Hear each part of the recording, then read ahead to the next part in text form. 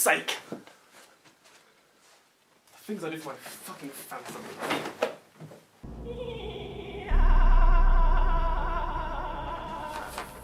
Christmas.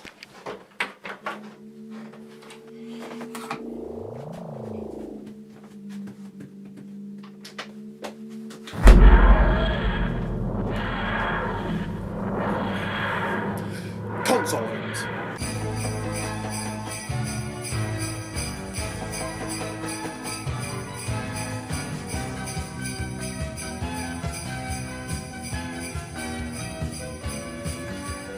I don't know why I'm doing this. I really don't. I don't enjoy these videos. I find them boring as hell. But you guys don't, apparently. So, this is it. This is my worst to best Tardis consoles. Feel free to argue with me in the comments, which you're no doubt to do. Okay, before we start off, I better just clear something up. This is going to be a lot harder than most of these sort of videos, because the Tardis console changes between stories, and hell, even during a story. Controls mix and match between scenes, panels change order, it's a complete mess of continuity. So what I'm going to do here is try and choose one of each kind of console. You'll see when I get into it. Before we start though, here's a dishonourable mention. The Peter Cushing console room.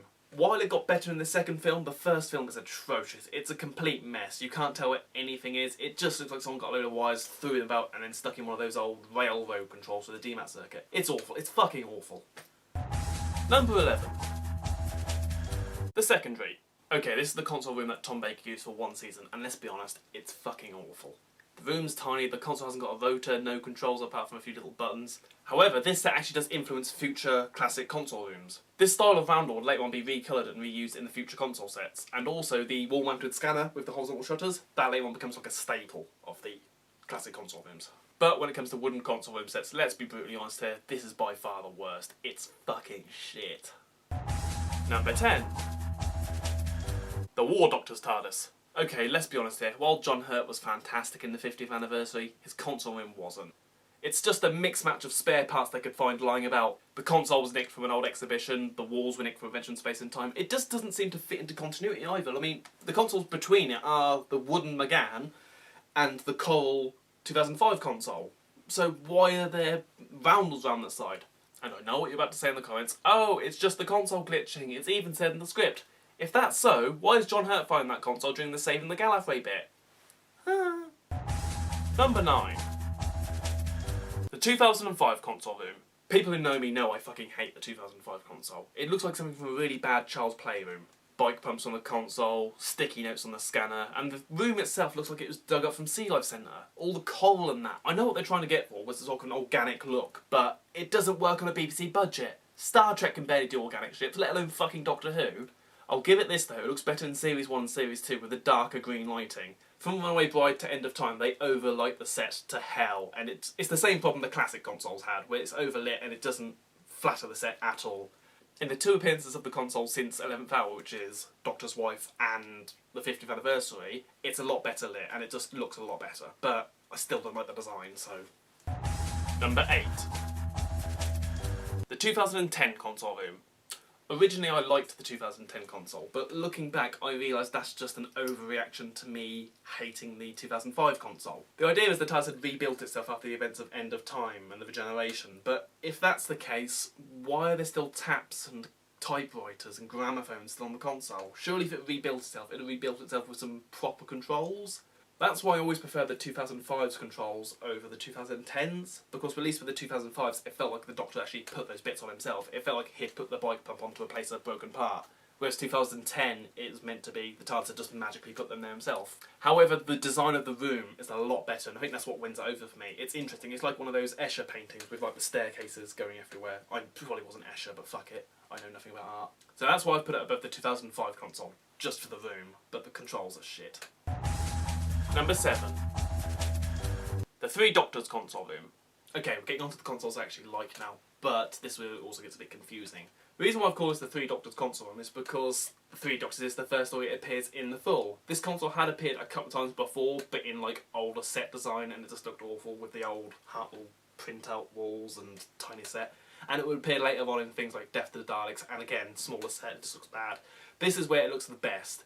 The big metal hexagon on the floor, the nice chunky roundels, this big wall behind the scanners, it just looks lovely. The console itself's a bit weird though, it's a kind of a cheap, bad rip-off of the Hartnell console. If you actually look at them side by side, you'll see there's a lot of controls which are very similar, and also there's a lot of things which are very different, like the time motor. But overall, I really like this console room set. Number 6.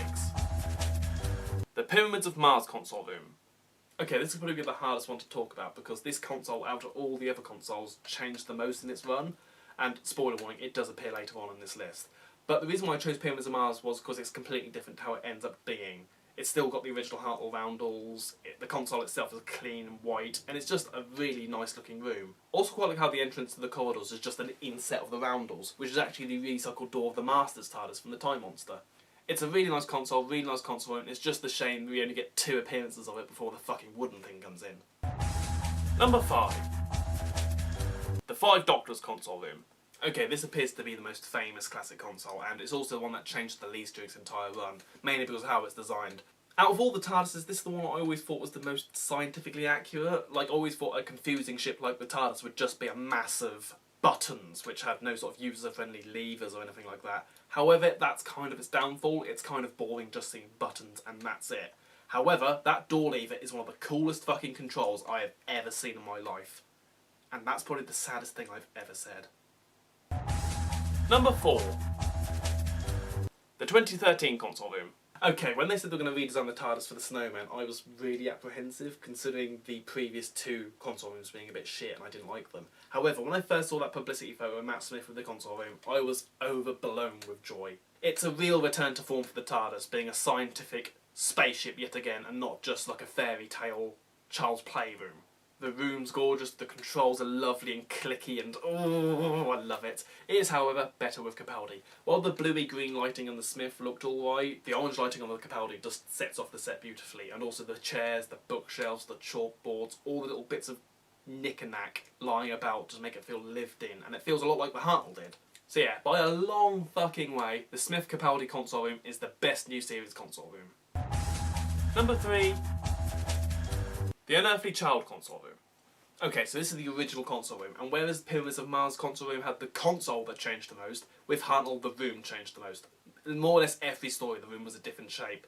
So I'm going to stick with how it looked in Unearthly Child and also in Edge of Destruction, with the massive room with the fault locator at the back, all the bits of chairs and clocks and that lying about. Like the Capaldi, it just feels lived in. There's a comfy chair for the Doctor, some bits of knick-knackies collected throughout the years, and also that console is just beautiful. A lovely bit of set design from the 1960s. The thing that lets it down the most though is that photographic blow-up of all the roundels behind the fault locator. It just looks a bit cheap and nasty. I just wish they could have had the money to use the 3D proper made roundels and just extended them on. But that's just nitpicking.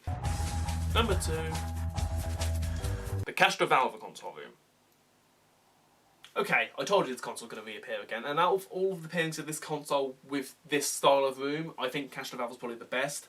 I could have gone with Logopolis because they are very similar, however I think the pink rotor and also the redesigned screen panel just look a lot better. This set changed a lot during its appearances. When it first appeared in Invisible Enemy, one of the walls wasn't there, and it was just a bit too close to the console. It felt like Tom Pick had sort of squeezed past to get to the controls. The console itself also changed a hell of a lot, not just with the controls, but also how it was laid out. Because the console was designed to come apart for storage, it would often be laid out in different ways. Different panels would be next to different panels each episode, or even change between stories. But for me, Castro Valve is probably the best it looks. I mean, it's even the console I based this one off, roughly. I mean, you've got the 2 DMAT levers here and the big red door lever on the other side. That's about it. So yeah, I adore this console, but not as much as number 1. The TV movie.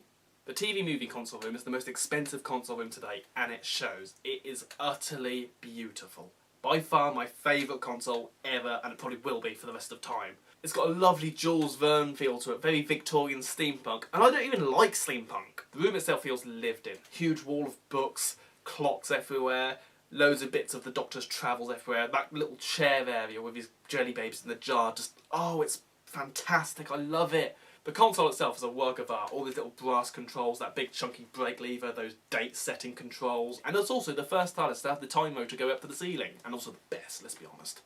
One of the cool things is this console actually still exists. A fan actually managed to save it from the Fox Studios and restored it, and it now appears at conventions and that. Look around online, there's plenty of videos and that. It just, oh, I so want to see it. So yeah, the Sylvester McCoy / Paul McGann TV movie console room. By far my favourite console room, and it wasn't even built by the BBC.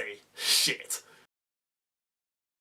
So, that's it. My personal worst to best console rooms, and also my last video of 2014. And you know what? Despite what I said at the beginning, kind of enjoyed making this, so you never know, might do more in the future. Probably not, I'm too fucking lazy. So, until then, happy Christmas. If you don't celebrate Christmas, happy holidays, and goodbye. Yeah, don't worry, no one in this country outside like 2 people get that reference. See ya! Wait.